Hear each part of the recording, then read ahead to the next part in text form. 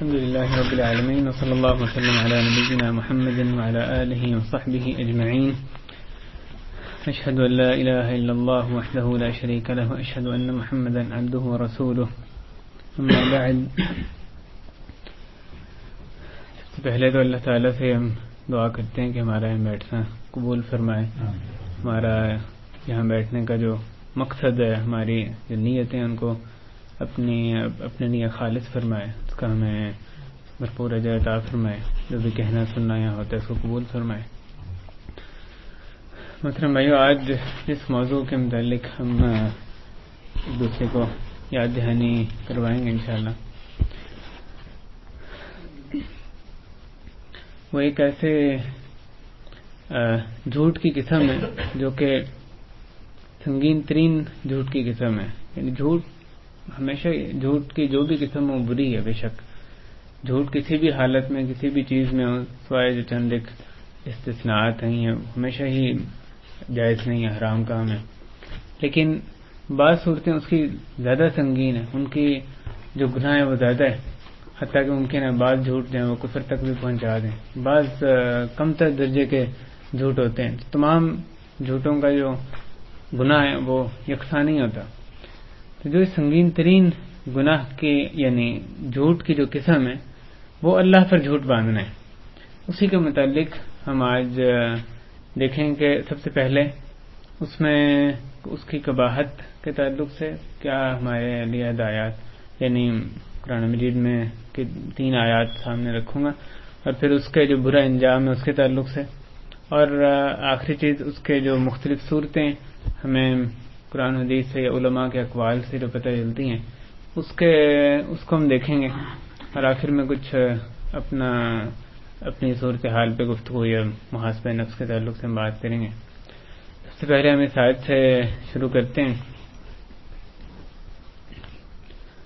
اعوذ باللہ السمیع العلیم من الشیطان الرجیم من حمزه ونفخه ونفثه. قل انما حرم ربي الفواحش ما ظهر منها وما بطن والإثم والبغي بغير الحق وأن تشركوا بالله ما لم ينزل به سلطانا وأن تقولوا على الله ما لا تعلمون. رب اشرح لي صدري ويسر لي أمري واحلل عقدة من لساني يفقهوا قولي. سبحانك لا علم لنا إلا ما علمتنا إنك أنت العليم الحكيم. اللهم انفعنا بما علمتنا وعلمنا ما ينفعنا وزدنا علما. بھائیو، جو آیت تلاوت کی ہے سورہ اعراف کی آیت 39، اس کی ترجمانی ایسے ہے: آپ کہہ دیجئے بے شک میرے رب نے بے حیائی کی باتوں کو حرام ٹھہرایا ہے، ان میں سے جو ظاہر ہوں اور جو پوشیدہ ہوں، اور گناہ کو اور ناحق زیادتی کو،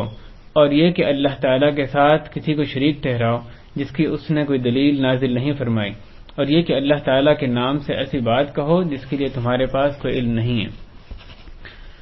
سب سے پہلے جس موضوع کے متعلق ہم بات کرتے ہیں،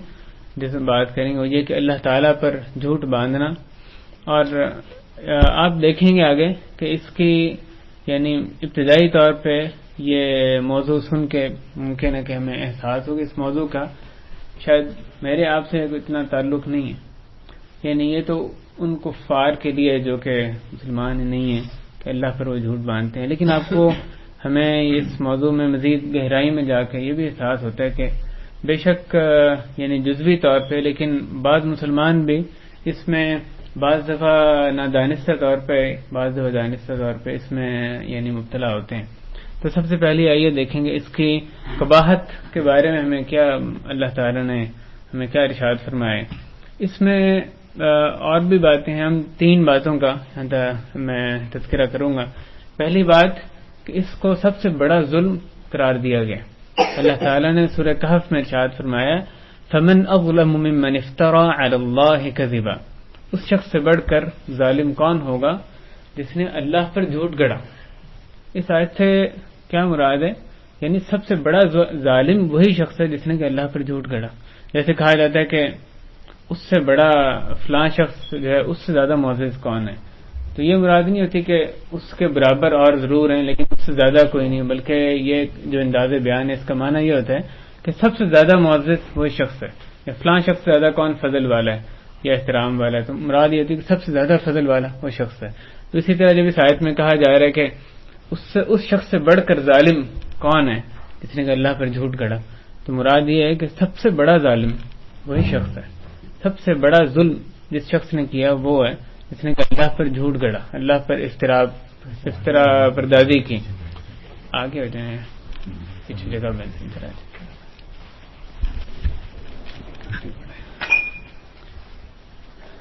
یہ پہلی بات اس کی قباحت میں۔ دوسری بات اللہ پر جھوٹ باندھنے کی قباحت کے سلسلے میں یہ کہ اللہ تعالیٰ نے اس کو غیر مومنوں کا شیوا قرار دیا۔ اللہ تعالیٰ نے فرمایا انما یفتر الکذب الذین لا یؤمنون بآیات اللہ واولئک هم الکاذبون، کہ در حقیقت جھوٹ تو وہی لوگ گھڑتے ہیں جو اللہ تعالیٰ کی آیات پر ایمان نہیں لاتے، اور وہی لوگ جھوٹے ہیں۔ کہ مشرکین رسول کریم صلی اللہ علیہ وسلم پر یہ بہتان لگاتے تھے کہ یہ اللہ کی طرف اپنی طرف سے باتیں بنا کر اللہ کی طرف منسوب کرتے ہیں، اللہ پر یہ جھوٹ گھڑتے ہیں۔ تو اللہ تعالیٰ نے جو ان پر یہ وحی نازل نہیں کی، یہ اللہ پر جھوٹ گھڑتے ہیں، یہ کہتے ہیں کہ اللہ تعالیٰ نے یہ بتایا۔ تو اللہ تعالیٰ اس کی تردید میں اس کے جواب میں فرما رہے ہیں کہ انما یفتر الکذب، اصل میں اللہ پر جھوٹ تو وہی شخص گھڑتا ہے، وہی لوگ گھڑتے ہیں جو کہ اللہ کی آیات پر ایمان نہیں لاتے، اور وہی لوگ جھوٹے ہیں۔ تو یہاں دو صفات بتائی گئی، اللہ پر جو جھوٹ گھڑتے ہیں وہ شخص ہیں جو وہ منافق اور وہ کافر ہوتے ہیں، اللہ پر جھوٹ گھڑنا جن کا شیوا ہوتا ہے وہ منافق اور کافر جو اپنے جھوٹ سے معروف ہوتے ہیں، جن کی جھوٹ بولنا ان کی ایک صفت ہوتی ہے، ایک لازمی صفت ہوتی ہے، جبکہ یہ نبی صلی اللہ علیہ وسلم ان کو تو تم ان کی سچائی سے تم شروع سے ان کے بچپنے سے واقف ہو، یعنی یہ وہ شخص ہیں جن کو کہ صادق، تم خود الصادق محمد صلی اللہ علیہ وسلم اس نام سے پہچانا ہے صلی اللہ علیہ وسلم کو۔ تو یہ شخص جو کہ اللہ کی آیات پر ایمان بھی ان کا سب سے پختہ، یقین میں بھی سب سے آگے، اور دوسرا سچائی میں بھی خود تم اس کی گواہی دیتے، تو یہ کیسے اللہ پر جھوٹ کر سکتے ہیں؟ تو اس آیت کو یہاں بتانے کا جو مقصود ہے کہ اس کی قباحت اللہ پر جھوٹ گڑنے کی ایک یہ بھی ہے کہ اللہ تعالیٰ نے اس آیت میں اللہ پر جھوٹ گڑنے کو ان لوگوں کا شیوا بتایا جو کہ اللہ کی آیات پر ایمان نہیں لاتے، وہی لوگ اللہ پر جھوٹ کرتے ہیں۔ تیسری بات اس بات کی، اس جرم کی قباحت میں یہ آیت کہ اللہ تعالیٰ نے فرمایا، اللہ تعالیٰ نے اس کو سنگین ترین گناہ قرار دیا۔ انظر کیف یفترون علی اللہ الکذب وکفی بہ اسما مبینا، آپ دیکھیے کہ کس طرح وہ اللہ تعالیٰ پر جھوٹ باندھتے ہیں، اور صریح گناہ کے طور پر یہی کافی ہے۔ اللہ تعالیٰ پر یہ لوگ کیسے جھوٹ باندھتے ہیں، اور آگے فرمایا وکفی بہ اسما مبینا، کہ صریح گناہ کے لیے یہی کافی ہے۔ جو گناہ گار لوگ ہیں، جو مجرم ہیں، اس میں سے سب سے بڑا مجرم ہونے کے لیے، سب سے زیادہ گناہ کا ارتکاب کرنے کے لیے کسی کے لیے یہی کافی ہے کہ وہ اللہ پر جھوٹ کرے۔ یہ چند چیزیں تھیں جو کہ جھوٹ بولنے کے، یعنی اللہ پر جھوٹ باندھنے کی قباحت کے سلسلے میں۔ اب آئیے چند آیات یا احادیث اس تعلق سے کہ اس کے برے انجام سے ہمیں کس طرح سے باخبر کیا گیا۔ پہلی بات ہمیں یہ خبر دی گئی کہ اللہ پر جھوٹ باندھنا فلاح سے محرومی کا باعث ہے۔ اللہ تعالیٰ نے فرمایا قل ان الذین یفترون علی اللہ الکذب لا یفلحون، کہہ دیجئے کہ بے شک جو لوگ اللہ پر جھوٹ باندھتے ہیں، جو لوگ افتراء پردازی کرتے ہیں، افتراء باندھتے ہیں، وہ کامیاب نہیں ہوں۔ تو ان کو جو مطلوبہ چیزیں، مرغوب چیزیں وہ حاصل نہیں ہوں گی، جو مکروہ، جو ناپسندیدہ چیزیں وہ ان سے دور نہیں ہوں گی۔ یہ کامیابی کی تعریف ہوتی ہے۔ جو اللہ پر جھوٹ باندھتے ہیں وہ کامیاب نہیں ہوں گے۔ یہ پہلی بات جو انجام ایک بتایا گیا اللہ پر جھوٹ باندھنے کا، اس شخص کو کامیابی نہیں مل سکتی۔ دوسری بات کہ اللہ تعالیٰ کے ایسے لوگوں پر لعنت ہے۔ اللہ تعالیٰ نے فرمایا وَمَنْ أَظْلَمُ مِمَّنِ افْتَرَى عَلَى اللَّهِ كَذِبًا أُولَئِكَ يُعْرَضُونَ عَلَى رَبِّهِمْ وَيَقُولُ الْأَشْهَادُ هَؤُلَاءِ الَّذِينَ كَذَبُوا عَلَى رَبِّهِمْ أَلَا لَعْنَةُ اللَّهِ عَلَى الظَّالِمِينَ، اور اس سے بڑھ کر ظالم کون ہوگا جو اللہ تعالیٰ پر افتراء باندھتا ہے۔ ایسے لوگ اپنے رب کے روبرو پیش کیے جائیں گے اور گواہان کہیں گے یہی وہ لوگ ہیں جنہوں نے اپنے رب پر جھوٹ باندھا۔ آگاہ رہیے ظالموں پر اللہ تعالیٰ کی لعنت ہے۔ اس آیت میں اللہ تعالیٰ نے پہلے اس کا ذکر کیا، سب سے بڑا ظالم وہ شخص ہے جس نے اللہ تعالیٰ پر جھوٹ باندھا۔ اس کے بعد یہ بتایا جا رہا ہے کہ قیامت کے دن اللہ کے سامنے ان کو پیش کیا جائے گا، اور وہ لوگ جنہوں نے ان کے جو گواہی دینے والے لوگ ہیں، جنہوں نے دیکھا ان کو جھوٹ گڑتے ہوئے اللہ تعالیٰ پر جھوٹ باندھتے، وہ وہاں گواہی دیں گے، وہ کہیں گے کہ ہاں اولا یہ وہ لوگ ہیں جو کہ اللہ پر جھوٹ باندھا کرتے تھے۔ اس کے بعد اللہ تعالیٰ ان کے لیے یہ فرما رہے ہیں الا لعنت اللہ علی الظالمین، ایسے ظالموں پر اللہ کی لعنت ہو۔ لعنت کا کیا معنی ہے؟ اللہ کی رحمت سے محرومی، اور یہ بہت بڑی وعید ہوتی ہے، اللہ کی رحمت سے محرومی۔ اور پھر کیا خیر باقی رہ جاتی ہے؟ اگر اللہ کی رحمت کسی چیز سے نکل جائے تو پھر اس میں وہ سراسر شر ہی شر ہے، اس میں کوئی خیر کی توقع اس چیز میں نہیں کی جا سکتی۔ تیسری بات جو اس کے تیسری اور آخری چیز اس کا یہاں ذکر کریں گے جو اس کے برے انجام کے تعلق سے آئی ہے، وہ یہ کہ روح سیاہی اور جہنم میں داخلے کی وعید سنائی گئی ہے۔ وَيَوْمَ الْقِيَامَةِ، اور قیامت کے دن تَرَى الَّذِينَ كَذَبُوا عَلَى اللَّهِ وُجُوهُهُمْ مُسْوَدَّةٌ أَلَيْسَ فِي جَهَنَّمَ مَثْوًى لِّلْمُتَكَبِّرِينَ، اور قیامت کے دن آپ ان لوگوں کو دیکھیں گے کہ جنہوں نے اللہ تعالیٰ پر افتراء پردازی کی کہ ان کے چہرے سیاہ ہوں گے، اور کیا جہنم میں تکبر کرنے والوں کے لیے ٹھکانہ نہیں ہے۔ اس آیت میں اللہ تعالیٰ نے دو وعیدیں ان لوگوں کے لیے جو اللہ پر جھوٹ گڑتے ہیں ان کے لیے دو وعیدیں یہاں پر سنائی۔ پہلی یہ کہ ان لوگوں کے چہرے سیاہ ہوں گے، جس طرح سے جو دین ہے وہ اتنا صاف ستھرا اور واضح دین ہے، اس کا چہرہ جو روشن چہرہ ہے دین کا، اس کو ان لوگوں نے اپنی جھوٹ گھڑنے کی وجہ سے اس کے جو چہرے پر داغ لگانے کی کوشش کی، اس میں سیاہی ملنے کی کوشش کی، تو اللہ تعالیٰ ان کو اسی طریقے سے جو جزا ان کو دیں گے، جو سزا ان کو دیں گے قیامت کے دن، کہ ان کے چہرے سیاہ کر دیں گے، جس سے کہ قیامت کے دن وہ دوسرے لوگ ان کو پہچان سکیں کہ یہ وہ لوگ ہیں جنہوں نے اللہ پر جھوٹ گڑا، یہ کالے چہرے والے جو لوگ ہیں یہ وہ ہیں جنہوں نے کہ اللہ پر جھوٹ گڑا۔ وجوہہم مسودہ، یہ اللہ تعالیٰ نے آیت میں ان کے لیے وعید سنائی ہے، ان کے چہرے سیاہ ہوں گے۔ اور پھر آگے فرما رہے ہیں الیس فی جہنم مثوی للمتکبرین، ایسے جو تکبر کرنے والے غرور میں آنے والے لوگ، کیا ان کے لیے جہنم میں ٹھکانہ نہیں؟ مراد یہ کہ ان لوگوں کے لیے جہنم ہے۔ اس میں دو وعیدیں سنائی گئی، پہلے چہروں کا سیاہ ہونا، اور دوسرا یہ کہ ان کے لیے اللہ تعالیٰ نے جہنم تیار کی ہے۔ اب تیسرے موضوع کی طرف اس میں آئی ہے کہ اس جھوٹ گھڑنے کی مختلف صورتیں کیا ہو سکتی ہیں۔ اس کی بہت سی صورتیں ہو سکتی ہیں۔ اللہ تعالیٰ کی طرف کوئی بھی چیز ایسے منسوب کی جائے جو کہ اللہ تعالیٰ نے نہ کہی ہو، یا اللہ پہ جھوٹ گھڑنا ہے۔ اس کی جو صورتیں کچھ صورتوں کا مخصوص صورتوں کا قرآن حدیث میں تذکرہ ہے، اور کچھ کا جو ہے اس کے علاوہ ایک یعنی خود اس پر قیاس بھی کیا جا سکتا ہے۔ مثلا اللہ تعالیٰ کے ساتھ شریک ٹھہرانا،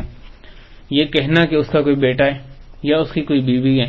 یا اللہ کی شان کے منافی کوئی بات کہنا، یا نبوت کا جھوٹا دعویٰ کرنا، کیونکہ جو نبوت کا جھوٹا دعویٰ کر رہا ہے وہ یہ کہہ رہا ہے کہ اللہ پر یہ جھوٹ باندھ رہا ہے کہ اللہ تعالیٰ نے میرے پر وحی بھیجی ہے، فرشتہ میرے پر آتا ہے، جبکہ اس پر اللہ نے وحی نہیں بھیجی، تو بھی اللہ پر بہت بڑا جھوٹ جو ہے وہ گھڑ رہا ہے۔ اسی طرح شریعت الہیہ میں وہ بات داخل کرنا جو اس میں نہ ہو، اور پھر اللہ کی طرف اس بات کو منسوب کرنا، یہ بات صورتیں اللہ کی طرف اللہ پر جھوٹ باندھنے کی۔ ان میں سے ہم تین صورتوں کے تعلق سے قدر تفصیلی ہم بات کریں گے، اور ان میں سے جو شاید پہلی دو صورتیں ممکن ہے وہ یعنی مسلمانوں میں بہت کم پائی جاتی ہوں، لیکن اللہ تعالیٰ نے ان دو صورتوں کو بھی قرآن مجید میں ان کا تذکرہ کیا تو ہمارے سے وہ متعلق ہے، کسی نہ کسی طرح ہمارے ساتھ ان صورتوں کا بھی تعلق ضرور ہے۔ یہ ضروری نہیں کہ ہم ان پر عمل کرتے ہی ہوں تبھی ہمارا ان سے تعلق ہے، ہمارا ان سے لازماً تعلق ہے، خواہ ہم اس سے اپنے عمل میں ہمارا ان سے بالکل ہمارا یعنی برات ہو، ہمارے عمل کا اس سے کوئی تعلق نہ ہو، لیکن جو دوسرے لوگ وہ جھوٹ کی صورتوں میں مبتلا ہیں، کم از کم ان کے جو جھوٹ ہے یا ان کا جو گناہ ہے اس کی جو سنجیدگی ہے، وہ سنگینی ہے، وہ تو ہمارے ذہن میں بیٹھے گی، کتنا بڑا جرم اللہ کے جناب میں اس کا ارتکاب کر رہے ہیں۔ تو پہلی صورت جس کا اللہ تعالیٰ نے تفصیل کے ساتھ قرآن مجید میں ذکر کیا اور اس کی جو سنگینی ہے اس کا تذکرہ فرمایا، وہ اللہ تعالیٰ پر کسی کو اپنا بیٹا بنانے کا افتراء ہے۔ اللہ تعالیٰ نے اپنی مخلوق میں سے کسی کو بھی اپنا بیٹا یا بیٹی قرار دیا۔ اس بارے میں جو آیات ہمیں ملتی ہیں، اللہ تعالیٰ نے سورہ یونس میں ارشاد فرمایا قالوا اتخذ اللہ ولدا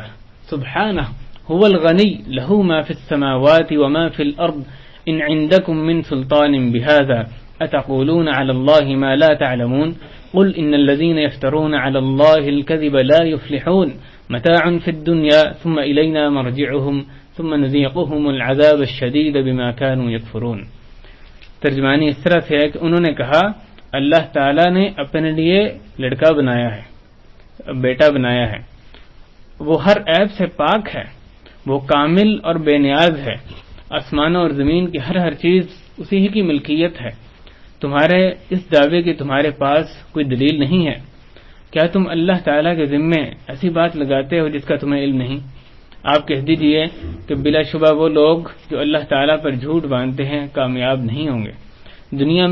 دنیا میں ایک معمولی مزہ ہے، پھر انہیں ہماری طرف ہی لوٹ کر آنا ہے، تو پھر ہم انہیں ان کے کفر کی وجہ سے سخت عذاب چکھائیں گے۔ بھائیو، اس آیت میں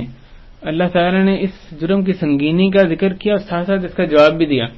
پہلی بات یہ کہی کہ یہ کہتے ہیں اللہ تعالیٰ نے اپنا بیٹا بنایا، یہ کون کہتا ہے؟ یہ ایک تو مثلا یہودی کہتے ہیں، وہ کہتے ہیں اللہ تعالیٰ نے عزیر علیہ السلام کو اپنا بیٹا بنایا۔ عیسائی کہتے ہیں، وہ کہتے ہیں حضرت مسیح عیسیٰ علیہ السلام کو اللہ تعالیٰ نے اپنا بیٹا بنایا۔ اور مشرکین عرب بھی کہا کرتے تھے، وہ کہتے تھے فرشتے جو ہیں ان کو اللہ تعالیٰ نے اپنی بیٹیاں بنایا۔ اور جب عربی میں یہاں قرآن میں اللہ تعالیٰ کے بیٹے کے تعلق سے ولد کا لفظ استعمال کیا جب بیٹا، تو عربی میں اور اردو میں بھی یہ معروف صیغہ ہے کہ مذکر کا جو صیغہ ہے وہ مذکر مؤنث دونوں کے لیے، یعنی اس کو تغلیب کے لیے استعمال کیا جاتا ہے۔ یعنی جب کہیں کہ ایک شخص آیا، شخص مذکر لفظ ہے، یہ مراد نہیں ہوتی کہ وہاں کوئی عورت اس سے یعنی نہیں آئی، بلکہ مذکر کا صیغہ جو دونوں کے لیے استعمال ہوتا ہے۔ تو اللہ تعالیٰ جب یہاں اس کا ذکر کر رہے ہیں کہ انہوں نے کہا اللہ نے ولد بنایا، بیٹا بنایا، تو اس میں بیٹا بیٹی دونوں مراد اور آگے جو جواب دیا جا رہا ہے وہ بھی دونوں کا اکٹھا ہی جواب دیا جا رہا ہے۔ تو یہ سارے فرقے اور اس کے علاوہ بھی ممکن ہوں جو کہ اللہ کے لیے بیٹا یا بیٹی قرار دیتے تھے، عزیر کو یا مسیح کو یا فرشتوں کو اللہ تعالیٰ کی طرف نسبت ان کی کرتے تھے۔ اللہ تعالیٰ نے پہلے ان کو اس کا قول کا ذکر کیا کہ یہ لوگ کہتے ہیں کہ اللہ تعالیٰ نے اپنا بیٹا بنایا اور پھر یا لڑکا بنایا، اور اس کے بعد آگے اللہ تعالیٰ فرماتے ہیں سبحانہ، اللہ تعالیٰ تو ہر عیب سے پاک ہے۔ یہ جس عیب کو اللہ کی طرف منسوب کر رہے ہیں اللہ تعالیٰ اس سے پاک ہے۔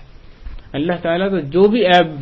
آپ سوچ سکتے ہیں، جب ہم کہتے ہیں سبحان اللہ، اس کا معنی کیا ہے کہ جو بھی عیب آپ ادنا سے ادنا یا بڑا سے بڑا جو سوچ سکتے ہیں اللہ تعالیٰ کی ذات اس سے پاک ہے۔ جب ہم کہتے ہیں الحمدللہ، اس کا معنی ہے کہ ہر وہ صفت کمال، ہر وہ خوبی جس کو ہم سوچ سکتے ہیں وہ اللہ تعالیٰ میں بدرجہ اتم موجود ہے۔ تو اللہ تعالیٰ نے فرمایا، انہوں نے کہا اللہ نے بیٹا بنایا، سبحانہ، اللہ تعالیٰ تو پاک ہے، بل سبحانہ، آگے فرمایا هو الغنی، آگے دیکھیں تین باتوں سے اس کا رد کیا کہ یہ جو کہتے ہیں بیٹا بنایا یہ غلط ہے، کیونکہ ایک تو پہلے یہ جواب دے دیا سبحانہ، اس کے بعد فرمایا هو الغنی، اللہ تعالیٰ تو بے نیاز ہے، اللہ تعالیٰ کامل اور بے نیاز ہے، اس کو بیٹے کی کیا ضرورت؟ بیٹا تو انسان اس لیے بیٹے کا محتاج ہوتا ہے کیونکہ خود وہ ہر کام نہیں کر سکتا، اور اس کو بقا حاصل مطلب دوام اس کو حاصل نہیں ہوتا، اس نے ایک دفعہ مر جانا، اس کا نام زندہ رکھنے کے لیے بھی اس کو اولاد کی ضرورت ہوتی ہے، تو اس کا ہاتھ بٹانے کے لیے بھی ضرورت ہوتی ہے، فلما بلغ معه السعي، جب اس کے ساتھ دوڑا دھوپ کے قابل ہو گیا، اس کے لیے اپنے لیے دوڑا دھوپ کرنے کے لیے اس کو بیٹے کی ضرورت ہوتی ہے، پھر معاشرے میں ایک مکان ایک بنانے کے لیے، نام بنانے کے لیے بھی وہ جو اولاد مددگار ہوتی ہے۔ اللہ تعالیٰ تو ان سب چیزوں سے بے نیاز ہے، اللہ تعالیٰ تو اپنی ذات میں ہی کامل ہے، اپنی ذات میں ہی کامل اور بے نیاز ہے، اس کو بیٹے کی کیا ضرورت ہے؟ تو آپ نے اللہ تعالیٰ نے پہلا جواب یہ دیا هو الغنی، وہ تو غنی ہے، لہو ما فی السماوات ما فی الارض، ہر چیز جو آسمان و زمین میں ہے وہ اسی کی ہے، وہ اس کی ملکیت ہے، وہ اس کی بندگی میں ہے، تو وہ اس کے بیٹا کیسے ہو سکتا ہے؟ جو بیٹا ہے وہ تو باپ کی جنس سے ہوتا ہے نا، ایک ہی جنس سے پیدا ہوتا ہے، یہ ممکن نہیں کہ اللہ کوئی یعنی جب اللہ کے سوا ہر چیز اس کی مخلوق ہے تو اس کا بیٹا کیسا ہو سکتا ہے؟ جو بیٹا ہے وہ باپ کا مخلوق، باپ کی مخلوق تو نہیں ہو سکتا، یا اس کا بندہ یا غلام تو نہیں ہو سکتا، بیٹا تو اسی کی جنس سے ہوتا ہے۔ تو اللہ تعالیٰ نے یہ دوسرا جواب دیا ان کو کہ ہر چیز جو آسمان و زمین میں وہ اللہ کی ملکیت میں۔ اور آخر میں تیسری بات یہ کہی کہ تم جو بات کہہ رہے ہو ان عندکم من سلطان بہذا، جو تم بات کہہ رہے ہو، جو دعویٰ کر رہے ہو اللہ تعالیٰ کے لیے بیٹے کا، تمہارے پاس اس کی کوئی دلیل بھی نہیں، تم یہ بلا علم یہ بات کہہ رہے ہو۔ اور اس کے بعد یہ فرمایا کہ جب یہ ثابت ہو گیا ان باتوں سے کہ ان کی افتراء پر دادی ثابت ہوگی، آگے اللہ تعالیٰ فرمانے کیا تم اللہ تعالیٰ کے متعلق ایسی بات، ایسا جھوٹ کر رہے ہو جس کا تمہیں علم نہیں ہے۔ اور پھر ان کے لیے آگے وعید سنائی کہ کہہ دیجئے کہ وہ لوگ جو اللہ کے پر جھوٹ باندھتے ہیں کامیاب نہیں ہوں گے، دنیا میں معمولی مزہ، پھر ہماری طرف ہی آئیں گے تو ہم ان کو اس کا عذاب جو مزہ دکھائیں گے۔ دوسری آیت جس میں اللہ تعالیٰ نے اس کا بہت ہی سنگین انداز میں، یعنی بہت ہلا دینے والے انداز میں اس کا تذکرہ کیا، وقالوا اتخذ الرحمن ولدا، یہ سورہ مریم کی آیات ہیں، وقالوا اتخذ الرحمن ولدا لقد جئتم شيئا ادا تكاد السماوات يتفطرن منه وتنشق الارض وتخر الجبال هدا ان دعوا للرحمن ولدا وما ينبغي للرحمن ان يتخذ ولدا ان كل من في السماوات والارض الا آتي الرحمن عبدا لقد احصاهم وعدهم عدا وكلهم آتيه يوم القيامة فردا۔ اس کی ترجمانی اس طرح سے ہے، انہوں نے کہا رحمان نے کسی کو اپنی اولاد بنا رکھا ہے، بلا شبہ تم یہ کہہ کر بہت بھاری گناہ کر رہے ہو، تم یہ کہہ کر بہت سنگین بات کہہ رہے ہو، قریب ہے کہ اس کے اثر سے آسمان پھٹ جائے اور زمین میں شگاف پڑ جائے اور پہاڑ ٹکڑے ٹکڑے ہو کر گر جائیں۔ بھائی یہ جو آیت ہے یہ آیت کی ترجمانی ہے، یہ اللہ تعالیٰ کی طرف سے فرمان ہے، یہ کسی شاعر کا کلام یا کسی مبالغہ آرائی نہیں ہے، یہ اللہ تعالیٰ کا فرمان ہے جس کے ہم یہاں تذکرہ کر رہے ہیں۔ قریب ہے کہ اس کے اثر سے آسمان پھٹ جائیں، زمین میں شگاف پڑ جائیں اور پہاڑ ٹکڑے ٹکڑے ہو کر گر جائیں، اس لیے کہ وہ لوگ رحمان کا لڑکا ثابت کرتے ہیں۔ رحمان کے لیے یہ مناسب ہی نہیں کہ وہ اپنے لیے کسی کو لڑکا بنائے۔ آسمانوں اور زمین میں جتنے ہیں وہ سب رحمان کے سامنے بندے کی حیثیت سے حاضر ہوں گے، انہوں نے ان سب کو خوب اچھی طرح گن رکھا ہے، اس نے ان سب کو، اللہ تعالی نے ان سب کو خوب اچھی طرح گن رکھا ہے، اور سب کے سب روز قیامت اس کے روبرو تنہا آئیں گے۔ اس آیت کریمہ میں اللہ تعالیٰ نے جب ان کے اس قول کا ذکر کیا وقالوا اتخذ الرحمن ولدا، آگے اس کی جو شناعت، اس کی سنگینی کا کیسے تذکرہ کیا۔ پہلے تو کہا تم بہت ہی گنہنی بات کہہ رہے ہو، بہت ہی بڑی بات تم کہہ رہے ہو، یہ چھوٹی بات نہیں کہ اللہ کی طرح تم لڑکے کی نسبت کر رہے ہو، اور یہ ایک ایسی بات ہے اللہ کی ربوبیت میں اتنا سنگین یہ تمہارا جرم ہے، گناہ ہے، اتنا سنگین قول ہے کہ جو آسمان اور زمین اور پہاڑ جو جمادات نظر آتے ہیں یہ سب اللہ کی توحید پر قائم ہے، اور ان سب کو بھی اللہ نے عقل ایک ان کے اپنے حساب سے دی ہے جس کے ہم شعور نہیں رکھتے۔ یہ سارے جو ہیں یہ قریب ہے کہ آسمان اس سے پھٹ جائے تمہاری اس بات کو کہنے کی وجہ سے کہ اللہ کی طرف تم جو بیٹا منسوخ کر رہے ہو، قریب ہے کہ آسمان اس سے پھٹ جائے، زمین میں شگاف پڑ جائیں اور پہاڑ جو ہے ریزہ ریزہ ہو کر گر جائے، کیونکہ یہ جو چیزیں ان کے لیے، یعنی یہ برداشت کرنا ان جمادات کے لیے مشکل ہو رہا ہے کہ اتنی بڑی بات تم رحمان کی طرف منسوخ کر رہے ہو۔ اور اللہ تعالیٰ نے آپ نے صفت رحمان کا ہی ذکر کیا، وقالوا اتخذ الرحمن ولدا، اور اس کے آگے فرمایا جب یہ جمادات کے شعور کا ذکر کیا اس کے آگے فرمایا وما ينبغي للرحمن ان يتخذ ولدا، رحمان کو تو یہ غیب ہی نہیں دیتا، اس کو تو یہ چاہیے ہی نہیں کہ وہ کسی کو اپنا بیٹا بنائے۔ کیوں؟ اس لیے جیسے آگے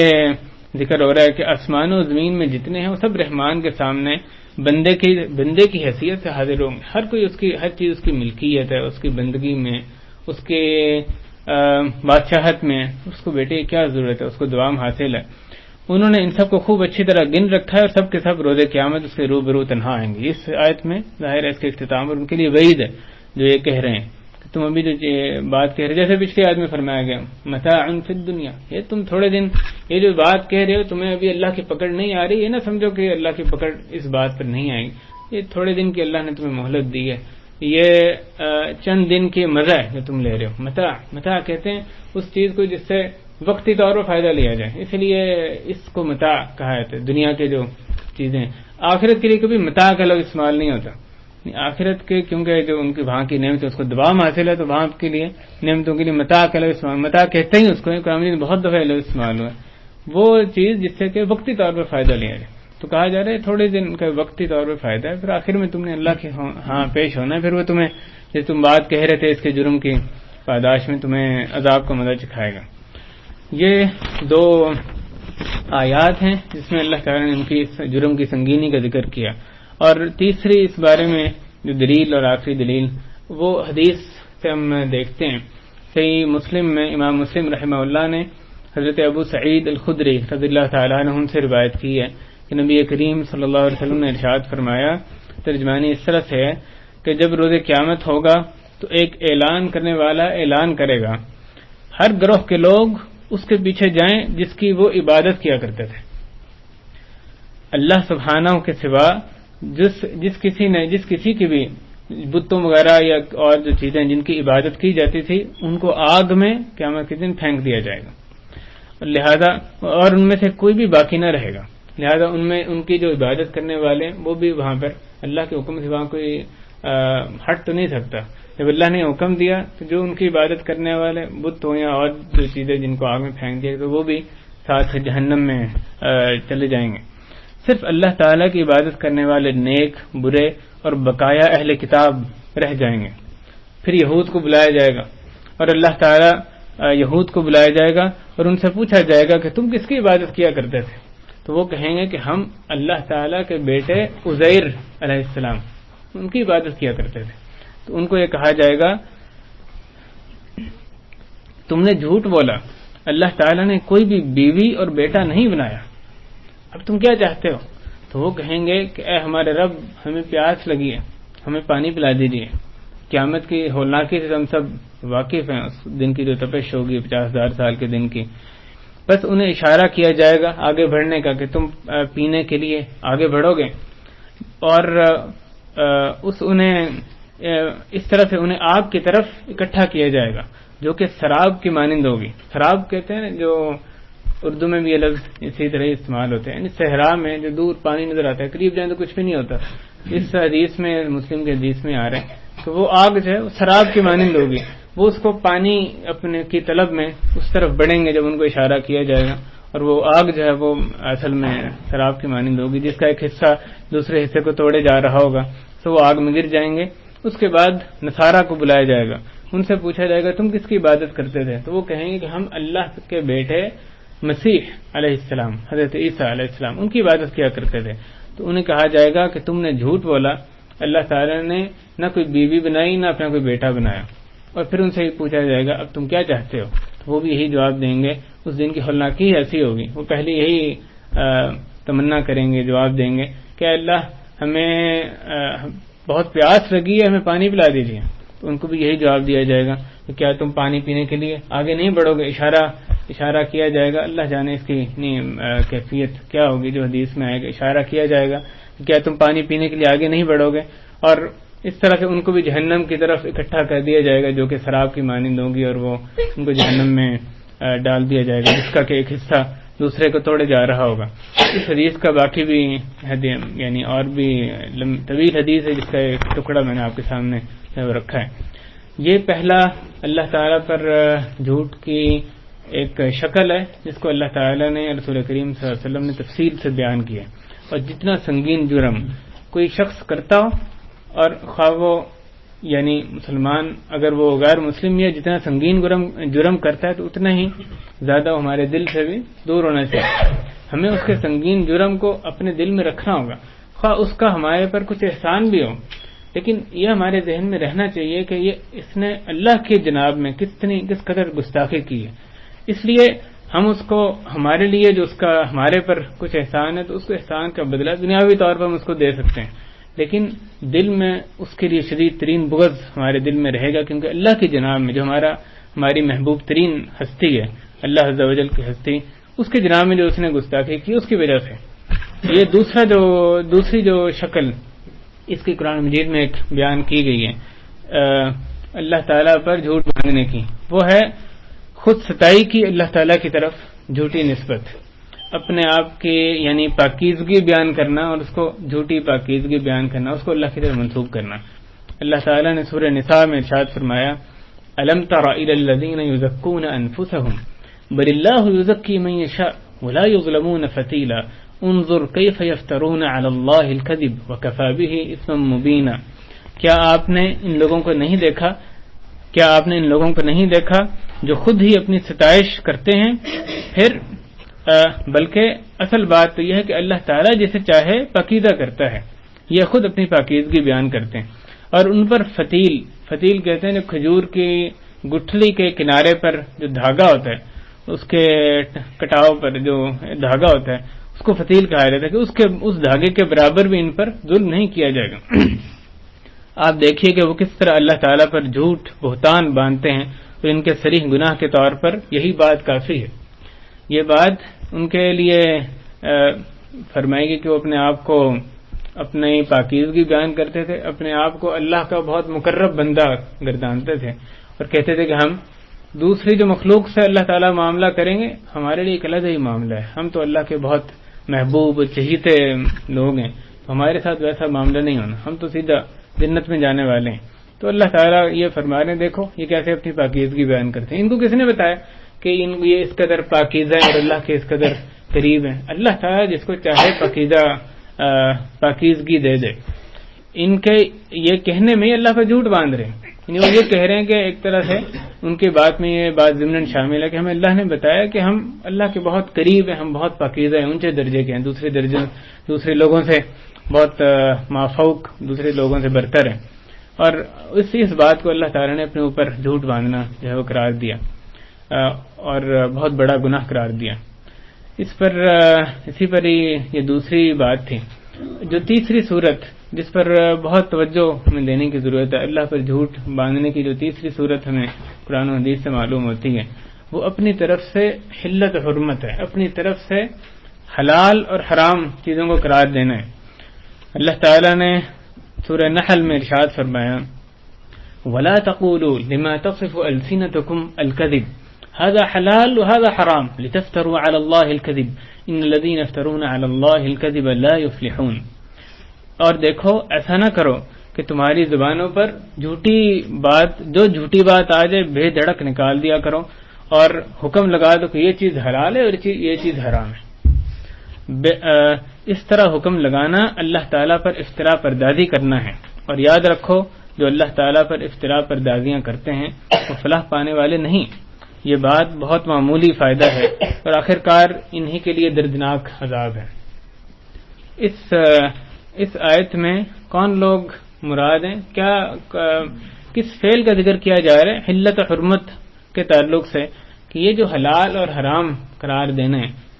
بغیر علم کے انسان کہے کہ فلاں چیز حلال ہے فلاں چیز حرام ہے، یہ حلال حرام کسی کو قرار دینا صرف اللہ تعالیٰ کا اختیار ہے۔ جب ہم کہتے ہیں کہ یہ چیز حرام ہے، اس کا معنی یہ ہے کہ اللہ تعالیٰ نے کہا ہے کہ اللہ کو یہ پسند نہیں ہے، ہم اس کی یعنی بات کی نسبت اصل میں اللہ کی طرف کر رہے ہوتے ہیں۔ جب ہم دین کی کوئی بات بتاتے ہیں تو اس بات کی نسبت چخواہ ہم یہ صراحتاً کہیں نہ کہیں، ظاہر ہے دین اللہ کی طرف سے آیا ہے، اس نے نازل کیے، ہم یہ کہہ رہے ہوتے ہیں کہ ہم اللہ تعالیٰ کو یہ بات پسند ہے یا یہ بات نہیں پسند، مکروہ ہے تو اللہ تعالیٰ کو یہ بات ناپسند ہے لیکن اس قدر نہیں، تھوڑی اس کی ناپسندیدگی اس چیز کے لیے یعنی حرام چیز سے کم ہے۔ جو بھی حکم شریعت کا بتایا جو اصل میں اللہ کی طرف ہم منسوب کرتے ہیں کہ اللہ نے اس کو، اللہ تعالیٰ کی پسندیدگی اس میں کیسی ہے، اللہ تعالیٰ نے اس کے بارے میں کیا فرمایا، تو اپنی طرف سے حکم لگا کر لوگوں کے سامنے اگر پیش کرتے ہیں تو اس میں اللہ کی طرف حلال اور حرام کی نسبت کرنے کی نسبت ہوتی ہے، حالانکہ اللہ تعالیٰ نے ویسے نہیں کہا ہوتا اگر ہم اس کو غلط حکم لگا رہے ہیں۔ امام ابن کثیر رحمہ اللہ تعالیٰ کی تفسیر میں یہ بھی لکھتے ہیں کہ شرعی دلیل کے بغیر دین میں کوئی اضافہ کرنا، دین میں بدعت جاری کرنے والا بھی اس آیت کے اندر داخل ہے۔ اور امام مالک رحمہ اللہ اور کئی دیگر ائمہ وہ اس وجہ سے ہی اتنی احتیاط برتتے تھے، وہ کہتے تھے کہ فتویٰ دینے والا یہ نہ کہے کہ یہ چیز حلال ہے یا یہ چیز حرام ہے، سوائے ان چیزوں کی جن میں کہ نص قطعی موجود ہے، جن میں کہ واضح نصوص، واضح کوئی دلیل آئی ہے کہ یہ حلال ہے کہ حرام ہے۔ ان چیزوں کے علاوہ امام مالک کہتے تھے کہ بندہ یہ کہے کہ مجھے یہ پسند ہے یا مجھے میری رائے میں شریعت میں یہ چیز اس طرح سے ہے، تاکہ کہیں اللہ تعالیٰ پر جھوٹ باندھے اس کا شائبہ بھی کہیں نہ آنے پائے۔ اور اس آیت کے تعلق سے ایک معروف امام ابو نضرہ وہ فرماتے تھے یہ کتاب و سنت کے خلاف جو فتویٰ دینا وہ بھی اس آیت میں بہر صورت داخل ہے. امام منذرہ رحمہ اللہ فرماتے تھے کہ سورہ نحل کی اس آیت کو سننے کے بعد سے لے کر آج تک میں فتویٰ دینے سے خوف زدہ رہتا ہوں، میں ڈر کر رہتا ہوں. علامہ شوکانی جن کی مشہور تفسیر ہے فتح القدیر کے نام سے، وہ اس امام منذرہ کے قول پہ تبصرہ کرتے ہوئے کہتے ہیں کہ اللہ تعالیٰ نے پر رحم فرمایا، انہوں نے درست کہا. یہ اس آیت کے الفاظ جو ہیں یہ ان لوگوں پر بھی چسپاں ہوتے ہیں جو کتاب و سنت کے خلاف فتویٰ دیتے ہیں، جیسا کہ اپنی رائے کو حدیث پر ترجیح دینا، حدیث کے واضح ہو جانے کے بعد بھی اپنی رائے کو اس پر ترجیح دینا، یا بے بہرا جو علم سے جو بے بہرا ہو کر جو فتویٰ دینے والے ہیں. ایک اور آیت جس میں اللہ تعالیٰ نے اس بات کا ذکر فرمایا جس کی میں نے شروع میں تلاوت کی، قل انما حرم ربی الفواحش ما ظهر منها وما بطن والاثم والبغي بغير الحق وان تشركوا بالله ما لم ينزل به سلطانا وان تقولوا على الله ما لا تعلمون. اللہ تعالیٰ نے سورہ اعراف کی اس آیت میں 4 چیزوں کی حرمت کا ذکر فرمایا، اور اس میں سے ایک چیز یہ بھی ہے، لیکن آپ چاروں چیزوں کو دیکھیں کیسی سنگین چیزوں کا ذکر آ رہا ہے، اس کے ساتھ ایک بات یہ بھی آ رہی ہے، یعنی کن چیزوں کے ساتھ اس حلال حرام قرار دینے کو جوڑا جا رہا ہے. اللہ تعالیٰ نے فرمایا، ترجمانی ہے کہ آپ کہہ دیجئے بے شک میرے رب نے بے حیائی کی باتوں کو حرام ٹھہرایا ہے، ان میں سے جو ظاہر ہوں اور جو پوشیدہ ہوں، اور گناہ کو اور ناحق زیادتی کو، اور یہ کہ اللہ تعالیٰ کے ساتھ کسی کو شریک ٹھہراؤ، اس بات کو حرام قرار دیا جس کی اس نے کوئی دلیل نازل نہیں فرمائی. اور آخر میں یہ فرمایا، اور یہ کہ اللہ تعالیٰ کے نام سے ایسی بات کہو جس کے لیے تمہارے پاس کوئی علم نہیں ہے. تو اللہ تعالیٰ نے شرک کے ذکر کرنے کے بعد اس چیز کا ذکر کیا کہ اس چیز کو بھی اللہ نے شرک کو حرام قرار دیا، اس کے آگے ذکر فرمایا اس چیز کو بھی حرام قرار دیا کہ اللہ تعالیٰ کے متعلق اللہ تعالیٰ کے نام سے کوئی تم ایسی بات کہو جو تمہیں جس کا علم نہیں ہے. امام ابن القیم رحمہ اللہ اس میں فرما دیں گے اس آیت میں تمام ہر وہ چیز داخل ہے، مثلا اللہ تعالیٰ کے جو مبارک اسماء گرامی ہیں، جو اسماء حسنہ ہیں، جو صفات کاملہ ہیں، ان کے بارے میں، یا اللہ تعالیٰ کے افعال کے کرنے کے کاموں کے تعلق سے، یا اس کی دین اور شریعت کے تعلق سے، کہ ان میں سے کسی چیز میں بھی بلا علم بات کہنا وہ اس چیز کے اندر، اس آیت کے اندر داخل ہے. بعض سلف یہ کہا کرتے تھے کہ اس سے بچو کہ تم میں سے کوئی یہ کہے کہ اللہ نے اس چیز کو حلال قرار دیا اور اس کو حرام قرار دیا، اللہ تعالیٰ جواب میں فرمایا کہ میں نے تو اس کو حلال نہیں کہا اور میں نے تو اس کو حرام نہیں کہا. کسی کے لیے یہ مناسب نہیں کہ وہ واضح وحی سے کسی چیز کی حلال یا حرام ہونا ثابت ہوئے بغیر محض تقلید کی بنا پر یا اپنی خواہش کی پیروی کرتے ہوئے کہے کہ فلاں چیز حلال ہے فلاں چیز حرام ہے. ایک امام ابن القیم نے جس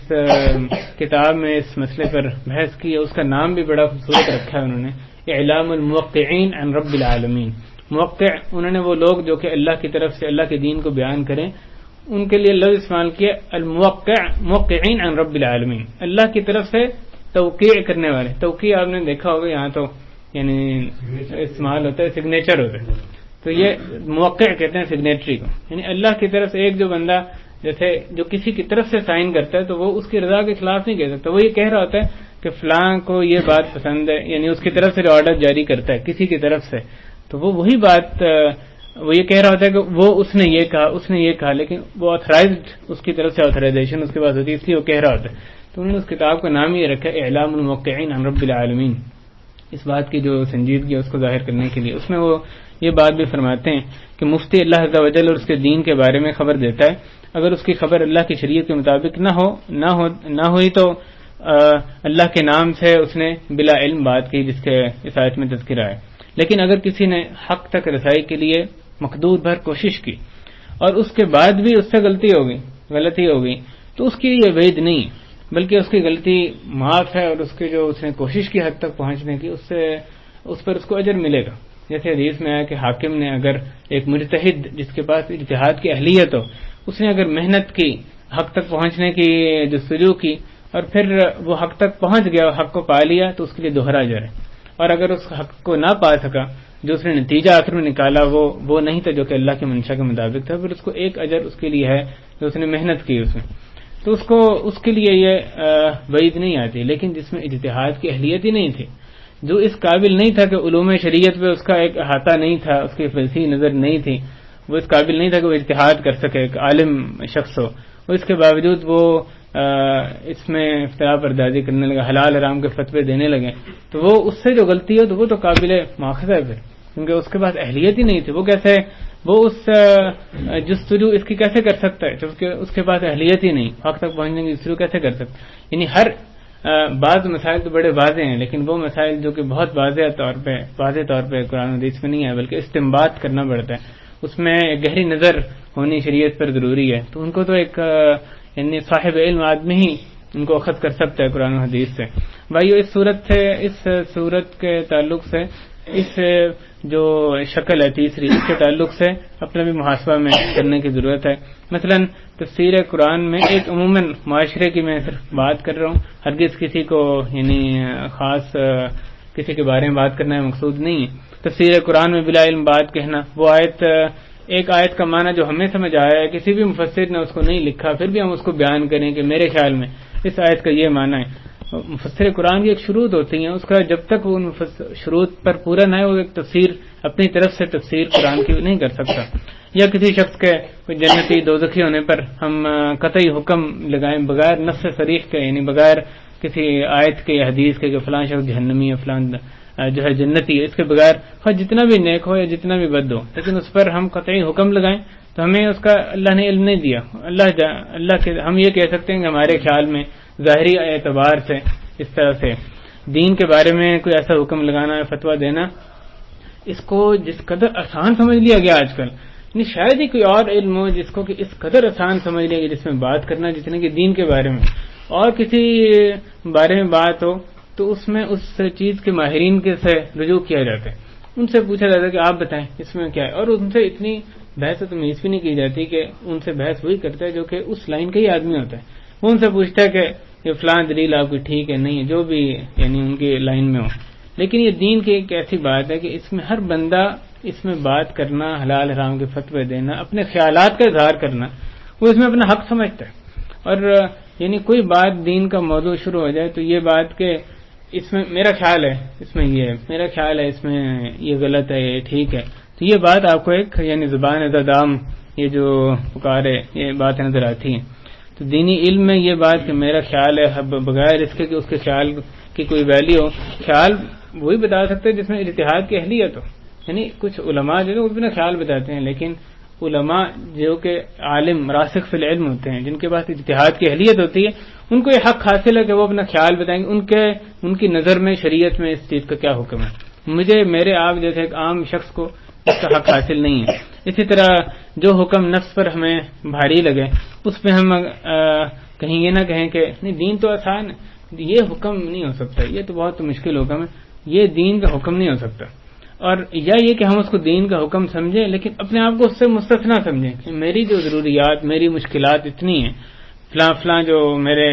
یعنی سرکمسٹانسز ہیں وہ ایسے ہیں کہ میرے اوپر اس حکم کا اطلاق نہیں ہوگا کیونکہ دین آسان ہے. یہ جو بات ہے اس کا فیصلہ کون کرے گا؟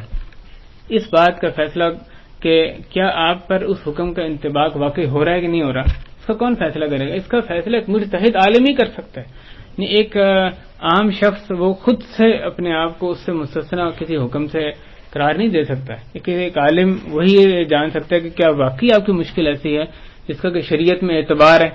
ایسی مشکل جس کی وجہ سے کہ ایک حرام چیز حلال ہو جائے مثلا، اس کی وجہ سے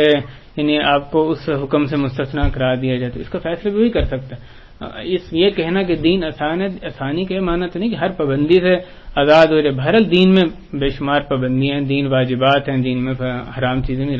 کئی چیزیں حرام ہیں، کئی چیزیں واجبات ہیں، فرائض ہیں، پابندیاں موجود ہیں. تو یہ ہر چیز سے نکل جانا آسانی کے نام پہ تو جائز نہیں. یہ کہہ کر یہ کسی حکم کو رد کر دینا کہ دین آسان اس لیے حکم جو ہے یہ نہیں ہو سکتا، یہ بھی اس کے ضمن میں آ سکتی ہے کہ اللہ کے متعلق ایک اپنی طرف سے بغیر علم کے بات کہی جائے. تو اس میں جن کو یہ اختیار ہے، جو صاحب علم لوگ ہیں، انہی کے پاس یہ اختیار باقی رہنا چاہیے. ہماری جو بات کا آج کا خلاصہ ہے یہ کہ اللہ پر جھوٹ باندھنا یہ جھوٹ کی ایک سنگین ترین شکل ہے. اس کی قباحت میں سب سے پہلی چیز اس کا ذکر کیا یہ سب سے بڑا ظلم ہے اور یہ غیر مومنوں کا شیوا اللہ تعالیٰ نے بیان کیا اور سنگین ترین گناہ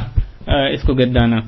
اور اس کے انجام کار کے تعلق سے تین باتیں جن کا ذکر کیا گیا کہ کہ اس کی وجہ سے فلاح سے محرومی، کامیابی سے محرومی ہوتی ہے اور اللہ تعالیٰ کی لعنت کا موجب بنتا ہے، اور روح سیاہی اور جہنم میں داخلے کی بھی اس پر وعید سنائی گئی۔ اس کی مختلف شکلیں، جن میں سے 3 شکلوں کے متعلق قدر تفصیلی بات کی گئی۔ اللہ تعالیٰ پر کسی کو اپنا بیٹا بنانے کا افتراء اور خود ستائی کے لیے اللہ کی طرف جھوٹی نسبت، اور آخری چیز یہ کہ اپنی جانب سے حلت اور حرمت یعنی حلال اور حرام قرار دے لینا، اس کا حکم لگا کر اس کو اللہ تعالیٰ کی طرف منسوب کرنا۔ اللہ تعالیٰ ہمیں اللہ کے متعلق جو جھوٹ بولنا ہے اس کی ادنا سے ادنا ترین جو صورت ہو سکتی ہے اس سے بھی ہم سب کو محفوظ فرمائے، ہمیں اپنے دین کی صحیح معنی میں سمجھ عطا فرمائے، ہم سب کو جھوٹ کی تمام صورتوں سے ہم سب کو محفوظ رکھے، ہمیں خود بھی اپنے اہل و عیال کی بھی اسی پر تربیت کرنے کی توفیق عطا فرمائے۔ اللہ جو بھی ہم میں سے بیمار ہیں ان کو شفا یاب فرمائے، اللہ جو بھی ہم میں سے قرض کے نیچے دبے ہوئے ہیں اللہ اس کے لیے قرض کی ادائیگی آسان فرمائے، اللہ ہماری مختلف ضروریات ہیں، حاجات ہیں، اللہ تیرے ہی سامنے ہم ہاتھ اٹھاتے ہیں، اللہ تم میں سے جو بھی جائز حاجات ہیں جو تیری جس میں رضا شامل ہے اللہ ان حاجات کو پورا فرما۔ اے اللہ جو بھی ہم میں سے ہمارے جو بھی رشتہ دار وفات پا گئے، جو اعزاء اور احباب وفات پا گئے، اللہ ان کو جنات الفردوس میں مقام عطا فرما، ان کا حساب کتاب آسان فرما، ہمیں دوبارہ ان کے ساتھ جنتوں میں ملا دیں۔ اے اللہ ہمارے یہاں بیٹھنا مبارک فرما، اے اللہ کہنے یا سننے میں جو اگر کوئی غلطی ہو گئی ہے اللہ اس کو معاف فرما دے، ہمارے نامہ اعمال سے اس کو مٹا دے، جو بھی اس میں حق تھا اے اللہ اس پر عمل کرنے کی توفیق عطا فرما۔ اے اللہ ہمیں ہمارا علم کا دائرہ کار سے دنیا تک ہمیں محدود کرنے سے بچا لے، دین کا بھی علم حاصل کرنے کی توفیق عطا فرما، قرآن و حدیث کے مطابق زندگی گزارنے کی توفیق عطا فرما۔ وصلی اللہ علی نبینا محمد وعلی آلہ وصحبہ اجمعین، الحمد للہ رب العالمین۔